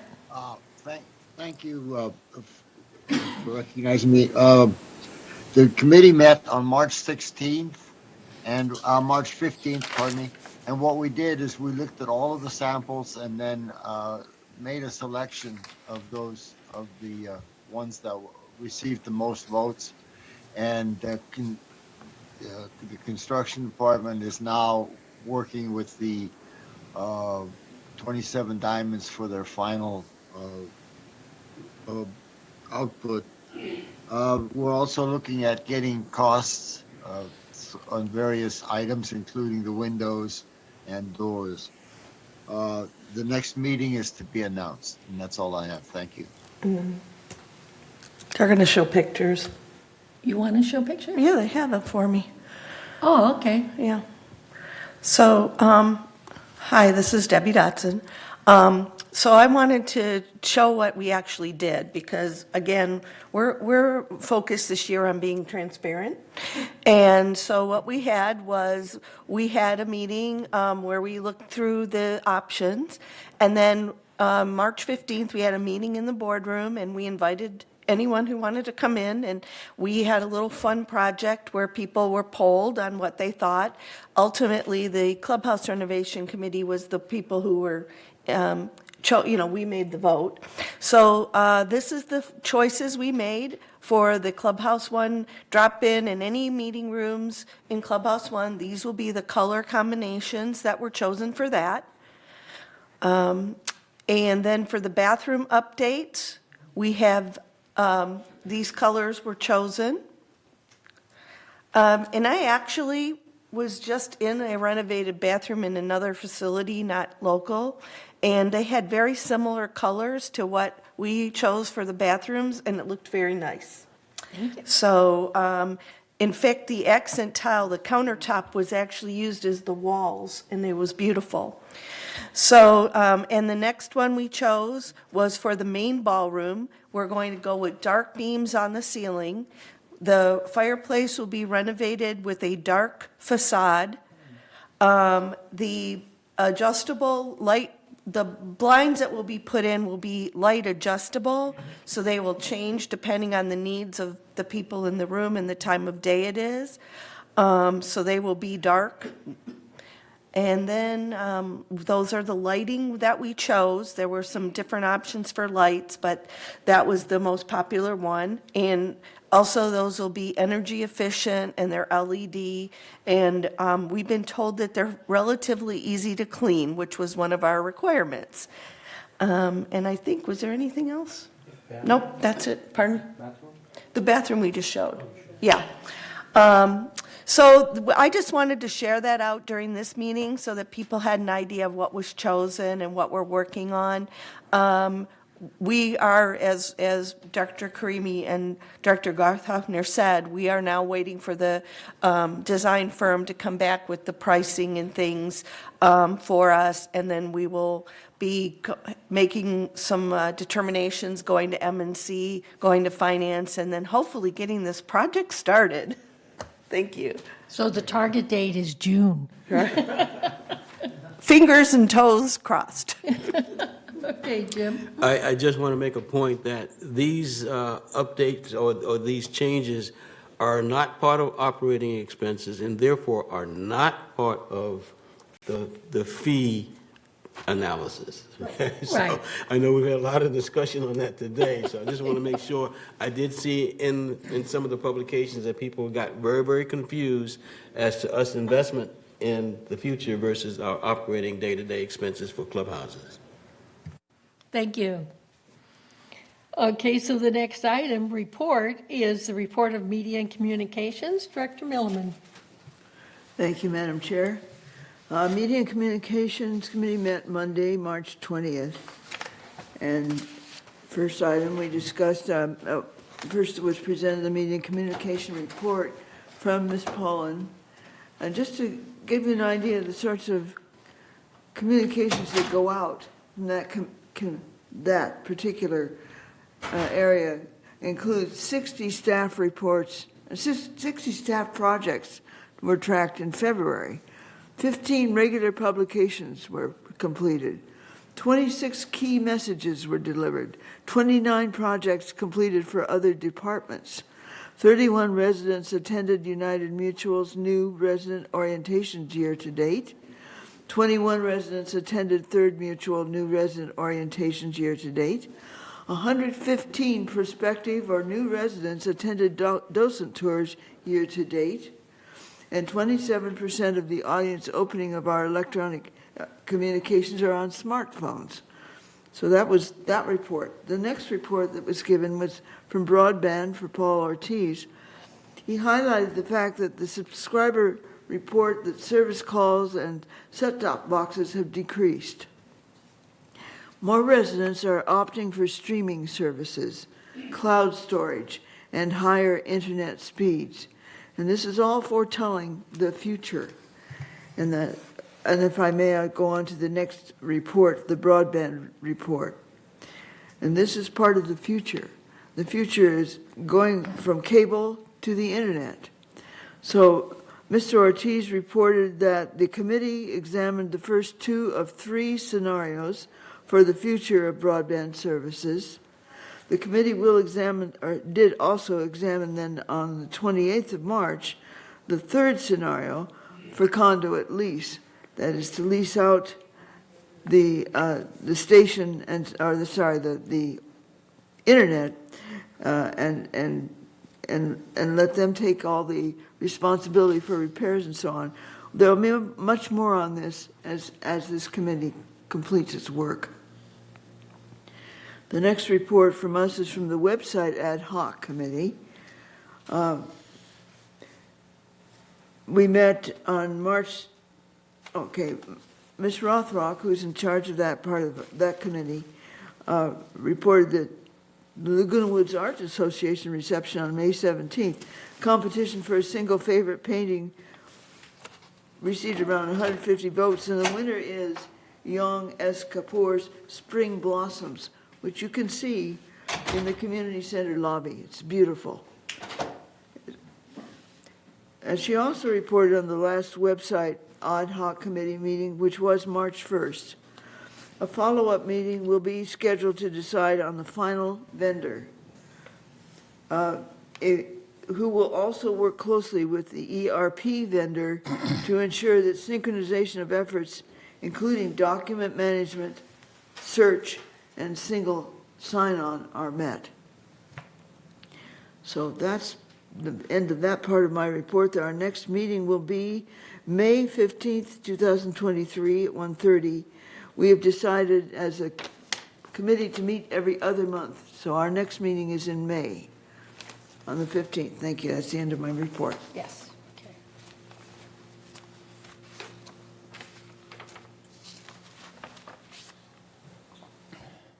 have you completed your report? Okay, thank you.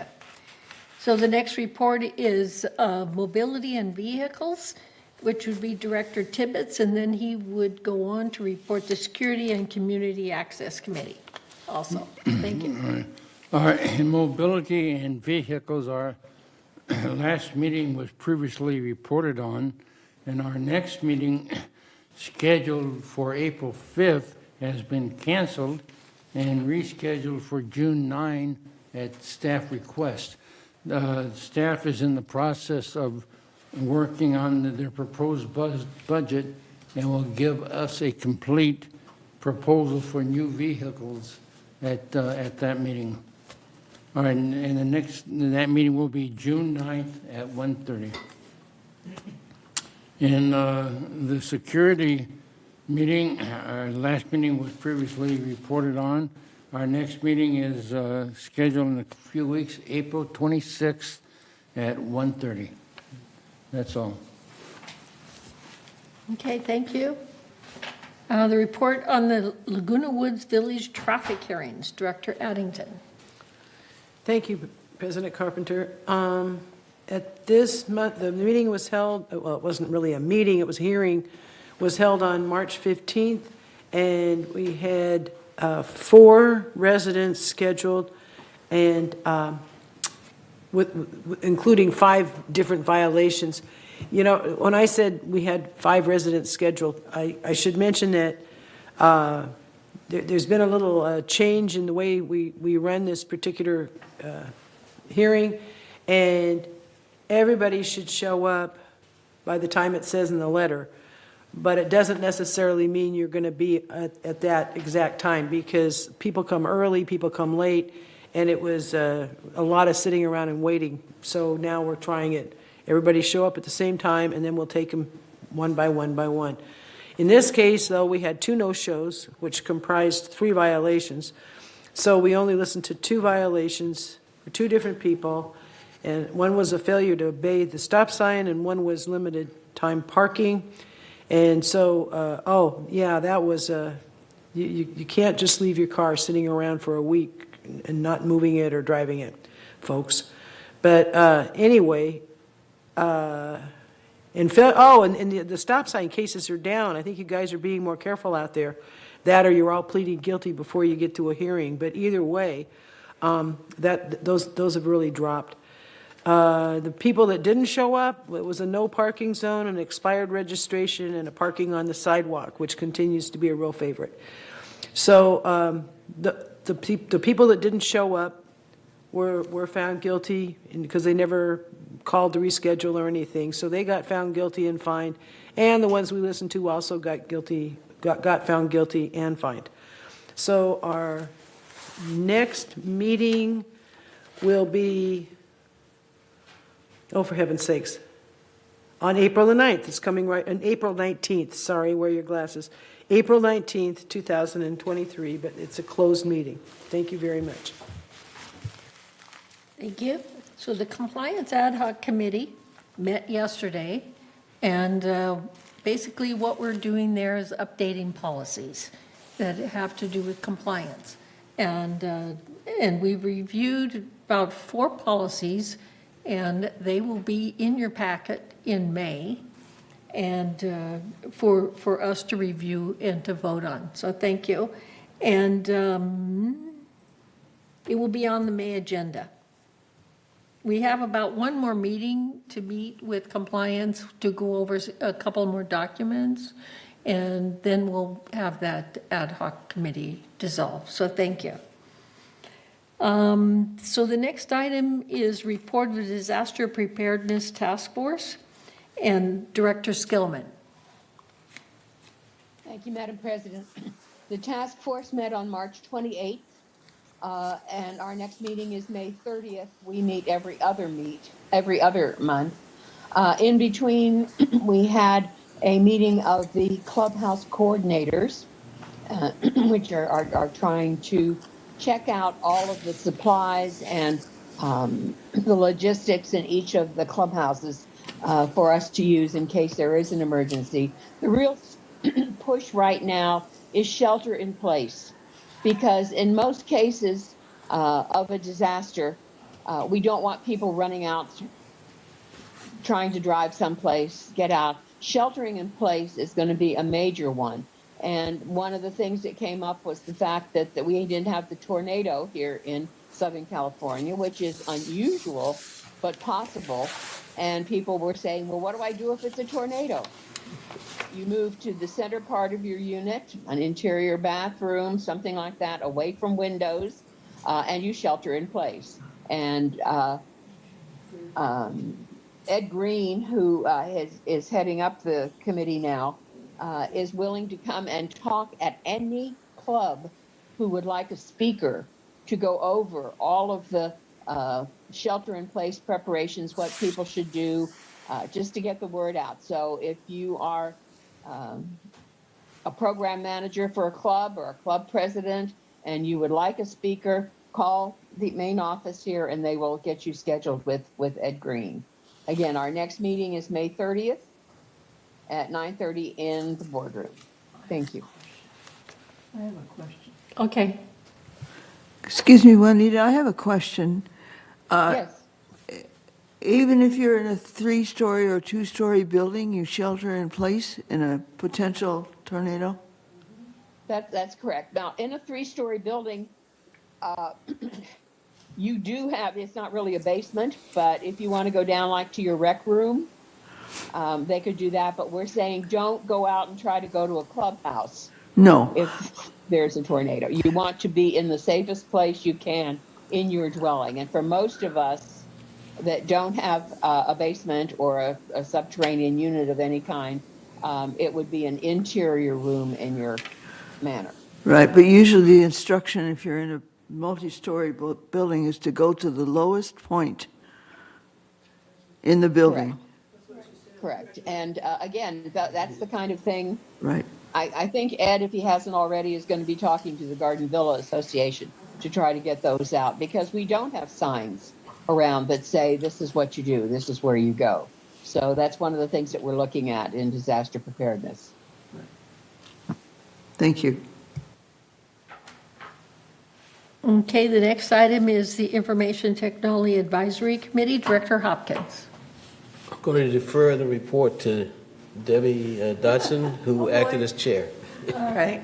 Well, I would have been better prepared, Jim. I didn't even think about it. But yeah, we just had once a month we get an update from Chuck in Holland and from Adventico, and this was our last Friday, and everything is moving along.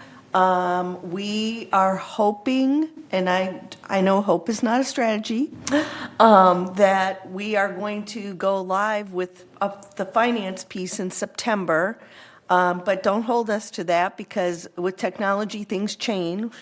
And a lot of time and effort is being spent on this project. And another thing that we discussed was the fact that this is also budget time, and making sure that we have adequate coverage to do everything that needs to happen in this community with regards to financial activities. And so Steve Hormuth, he presented to us and assured us that everything is being covered.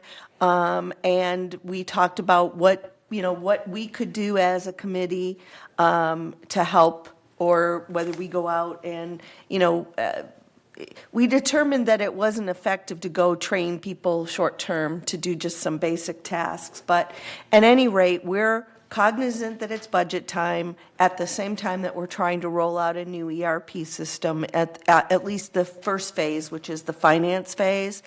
So realistically, for me, as a tech person, I am going to say that we're probably going to see it by the end of the year, but I don't know that at the end of the summer or early fall is a pragmatic thing, but we still are shooting for that.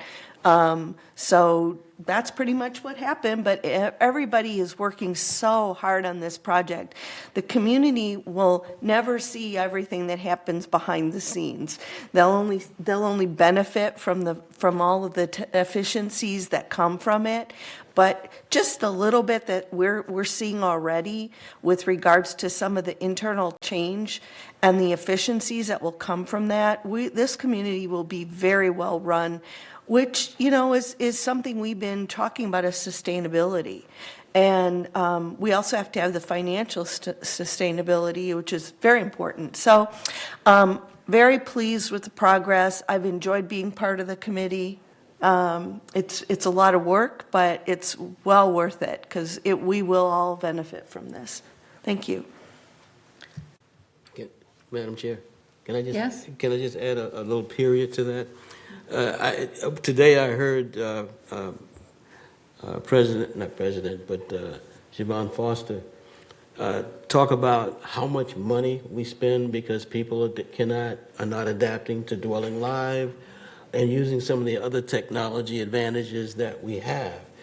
We're in the process and putting a lot of investment into the information technology system. We call it ERP, but it is the basis for a lot of other technology leaps that we're going to have to make in the future.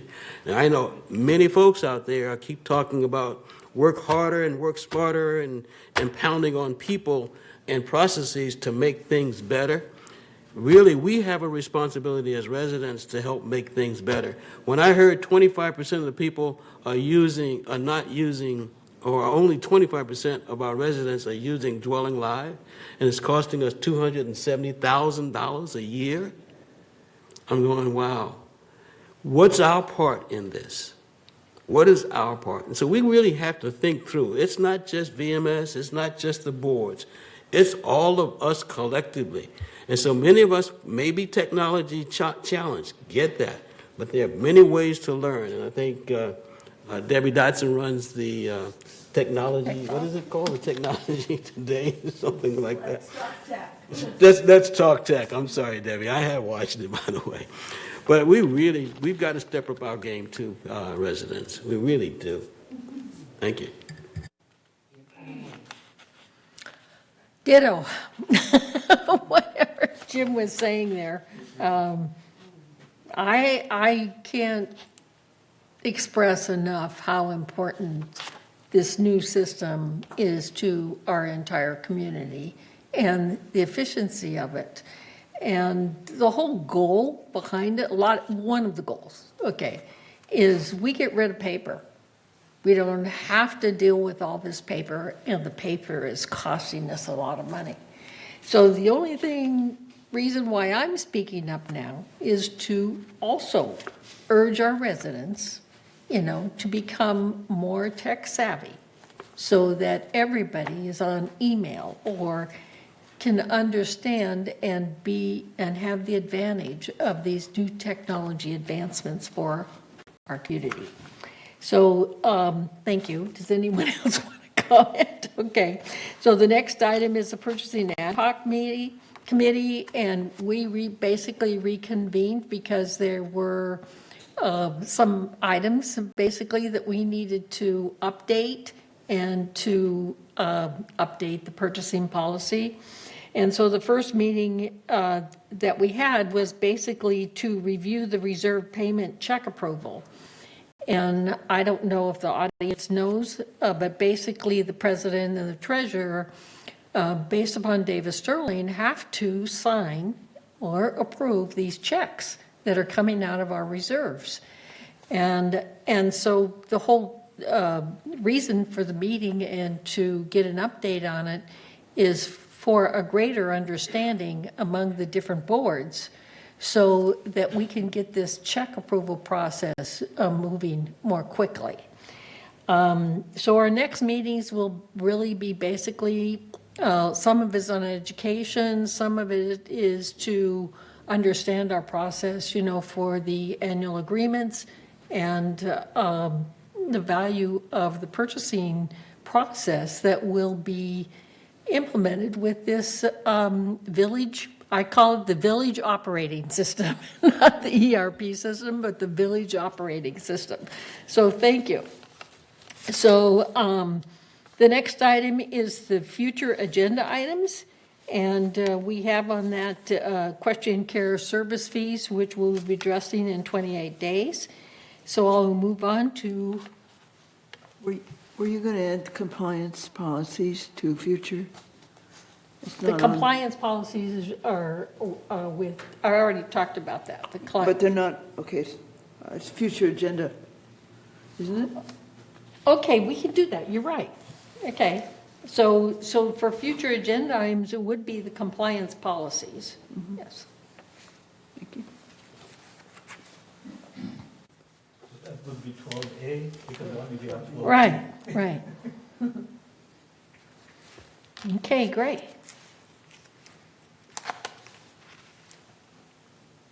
All right, thank you. Okay, so now we go to director comments. And Yvonne shaking her head. Elsie? Thank you. Yeah, I just want to acknowledge Director Dawson's comment during the members' hearing. I thought it was very well spoken and from the heart, and also very much to the point. And I just, you were speaking for me. Thank you. Okay, Jim? Reza? I just want to go back to the ERP. We can put the smartest system in this community. It's all boiled down to the users. Other than that, it's the dumbest system that we can put if the user doesn't use it. So it's up to the community to recognize all the feature of this services and this software in order to be successful and realize the benefit and cost saving. So I really encourage everyone to listen to the Talk Tech or Tech Talk or TikTok, one of the two. But I mean, it's all user dependent. Let's make it successful. We're making a lot of investment. Let's all of us work on it to make it a successful system and save ourselves a lot of money. Thank you. Thank you. Okay, Debbie? Yeah, so I have several things to say. So first of all, I wanted to mention that we do appreciate the input, as I mentioned earlier. You can always send an email with your ideas or suggestions. Send it to info@vmsinc.org. And in the subject line, say what it is that you want, if it's a committee.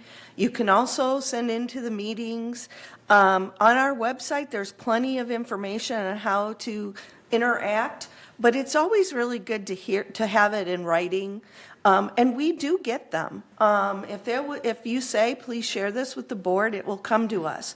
Please note that if you do have the email addresses for us, which is fine, you can get that in the resident services, that we can't respond in whole because we could violate the Open Meeting Act. So that doesn't mean we're not reading your emails, but if we don't necessarily respond, we're not ignoring you. We just can't respond as a whole to not violate.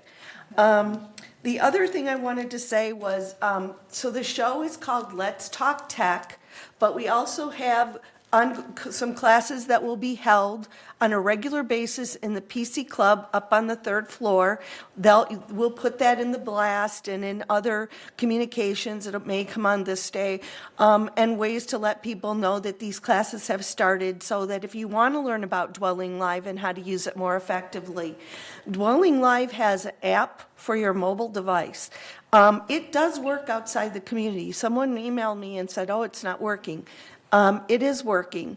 It doesn't matter where you are, you can access the app. I accessed the Dwelling Live app from an Uber recently. I also accessed it from another location. So you can call in and give gate clearance, but it costs money. If you do the Dwelling Live app, it takes less than a minute to do it. So we're going to be here to support you, to help you learn how to do these things. There's already a Dwelling Live tutorial on our Village Television YouTube channel. So I hope people will, if you don't subscribe, we have about close to 5,000 subscribers on the Village Television YouTube channel. It's super easy to do it.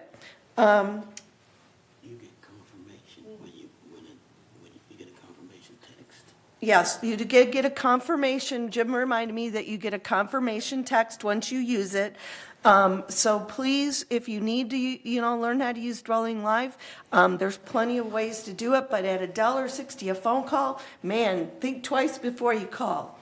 And then the last thing I want to say is, I just want to reiterate, please be our ally, not our adversary. We're all in this together. And, they throw around the term, it takes a village. It truly does take a village. We need input. We need to hear from you, but in a positive way. Let's all make this happen so we have a place to live out our years blissfully. Thank you. So I just have a short remark about Dwelling Live. I have to plead guilty that I was using the telephone because I thought it was quicker. And I don't think people realize how long you have to wait on the telephone just to get somebody to answer. And so I learned that having the app on my phone, that it was actually quicker than calling. So I just had to make that remark. So, Joan? Okay, since we're all discussing, are you, I'm sorry, Bunny, are you done? I didn't mean to interrupt. Juanita has her hand up. Oh, yeah. I know I was going around the... But I wanted to talk about the Dwelling Live thing, just briefly. I wanted my experience, I can get into Dwelling Live, it says Dwelling Live, and then it doesn't do anything. I'm just saying. So maybe some of those... Take a look at it, and we'll fix it for you. No, I'll be able to fix it myself. I just wanted to point that out. Since you're assuring me that it does work. Okay, thank you. Yes. Okay, so I'm going to go around the room, and then I see Juanita's hand. I was just, going around the room. Okay. So. Yeah, Dwelling Live is a problem for me. I cannot get in. I mean, it comes up, and I don't have the right passcode for some reason, and so I need to get that straightened out. Thank you. It was a good meeting. Thank you very much. Okay, Dan? Well, I have a comment, but I want to bring attention to BMS regarding what I see in my building and around. We have washer and dryers that go often very wrong, and for example, 4, 5, 6 weeks went by without any particular servicing of those machines, and particularly the reason being that the parts are not available. So I have talked to Sylvan and see how we can improve our services. One of the things that I thought that if the same parts are not available for 25 different machines in the community, so we should have some sort of storage of those parts so that we can provide services in a timely manner. So that is what I think. It is not a criticism, but it is one of the things that we need to look into it and see how we can provide our services better. Thank you. Thank you. Don? Yeah, a couple of things. Siobhan gave us a report this morning about how we can save almost $500,000 a year with a little effort from the residents. And we've heard that report one other time, I believe. Is there any way that we could ask the mutuals to emphasize that at their meetings? That's a lot of money, and I'm not sure if the residents are really getting it. And then the last comment I have, I was a little concerned. We had a large group of people here this morning, and you ask them to be a little positive. You can't be positive if you're going to get that huge of a raise. But they were really concerned, and I wonder if they got their information too soon. I've never seen that information, so I think it came out a little too soon, and that would have prevented some anxiety. That's all I have. Thank you. So the next director here is Juanita. Thank you, Madam Chair. You've got to speak Louder. up a little bit, yeah. As many of you know, I had a little accident a week ago and broke my arm. And it's my right arm and I can't drive. Anyway, that's beside the point. The point I want to make is I have a med alert button. That med alert button meant that I had 3 firemen and 2 paramedics here within 10 minutes. I can't stress strongly enough, all of us who live alone in this village particularly, and perhaps those who are married or have more people in the unit, somebody should have, whether it's a pendant or a watch or a bracelet or whatever. You can't always be next to your phone to call. So a med alert of some sort makes all the difference in the world. And I just want people to call social services. Our social services department has all the information. They have a list. They have all the different kinds. They can give you the information. They can help you sign up for one, etc. And I'm just a poster child of how it works. Thank you. Thank you, Director Egon. Thank you, President Carpenter. I have a similar comment to the other people on Dwelling Live. I have it on my phone. I have it on my computer. And what it does is it has the names of the people in there, but they're grayed out, so that it will not allow me to make it do any functions. And so there's something really strange. And I installed those two devices at separate times, so it's not like I just copied one over to the other. And the other thing on the cost savings that was Can't hear you. by Siobhan earlier this morning. Yeah, again, I cannot hear you. I'm sorry. Is all of it gone or what? No, that's better. Very low. Don't put your head down. Go right towards the screen. All right. Yeah, okay. And on the cost savings, I think that's pretty impressive. I would like to see some detail about how that's calculated, though. And, just from my own information. Thank you. That's all I have. Thank you. You wanted to speak, Debbie? I want to address Dwelling Live. So there's 2 things. One is Dwelling Live on your computer, which is a web-based application. You're going to a website. We do not allow permanent passes any longer unless you come in person because it was being abused. The only thing that you can do on Dwelling Live is to issue temporary passes. If you see people grayed out, you need to contact resident services so they can clear out your the history so that you can start over, because you can only have 5 permanent passes.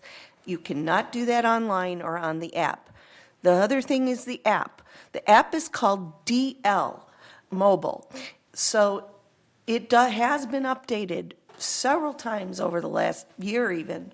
So you want to make sure you always have the most recent application that is offered, whether you're an iPhone or an Android phone. As everybody's talking, I go right here on my iPad, pulled it right up. It opened right up. So I just recently updated everything myself.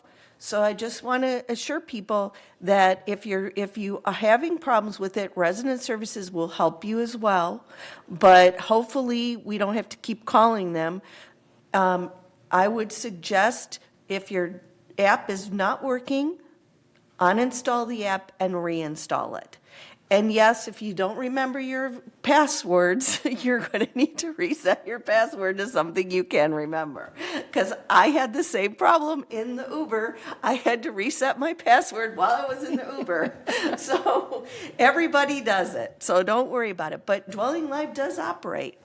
Yeah, I'm just going to mention that anytime that you have a new system, you unveil a new software, piece of software, it takes time for people to get used to it. There might be bugs here and there, need to be worked out, but don't shoot the software.